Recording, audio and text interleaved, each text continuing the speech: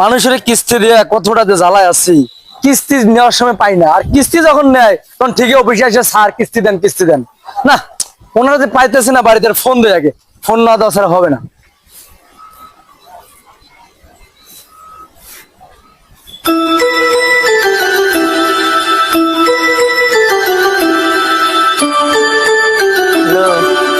আসসালামু আলাইকুম স্যার।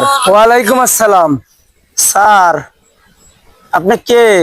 আমি না তো স্যার। আমি তো কিস্তিওয়ালা বলছি। আপনার বাসায় যে আমি আপনার খুঁজে পাই না, আপনি কোথায় আছেন? স্যার গো, আপনি কোন কিস্তিওয়ালা? আমি হচ্ছে খাই কোম্পানি থেকে আইছি।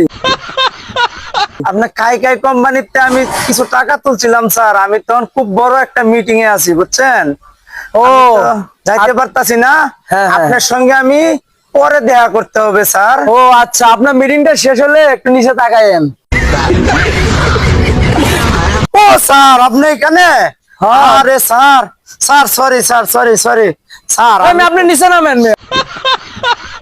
আমি তো ভুল করে ফেলছি স্যার। আমি তো নিচে নামতে পারতেছি, আমার পায়ে ব্যথা স্যার। পায়ে ব্যথা না, নামেন। আমি চেষ্টা করতেছি নামার জন্য। আমি একটু নামার জন্য চেষ্টা করতেছি স্যার। আপনি নামেন, নিচে নামেন। স্যার আসসালামু আলাইকুম। ওয়ালাইকুম আসসালাম। স্যার আপনারা তো আমি এই জায়গায় যাচ্ছিলাম, আমি বলতে পারতাছি না এই জায়গাটা আমি আসছি। আসলে আমার টাকা আমার জোগাড় হচ্ছে না, এর জন্য আমি এই জায়গায় পলাইছি। তাও আপনি আমারে কিভাবে পাইলেন বলেন তো স্যার? আপনার মতো মানুষ যখন কিস্তি লাগে, যখন টাকার প্রয়োজন হয়, তখন আমাদের কাছে হাত পাও ধরেন টাকার লেগে।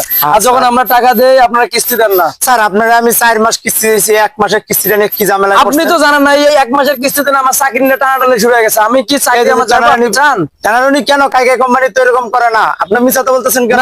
না, আমি মিশাতে কেন বলবো? আপনাকে আমি এখন অফিসে যাবো, অফিসে স্যারের সাথে আপনি কথা বলে, নাহলে আপনি সারাইবো। ওকে ধন্যবাদ, তাহলে আমার একদিন সময় দিতে হবে। আচ্ছা ঠিক আছে, আমি একদিন আপনার ওকে ধন্যবাদ। ওকে, আসসালামু আলাইকুম। ওকে।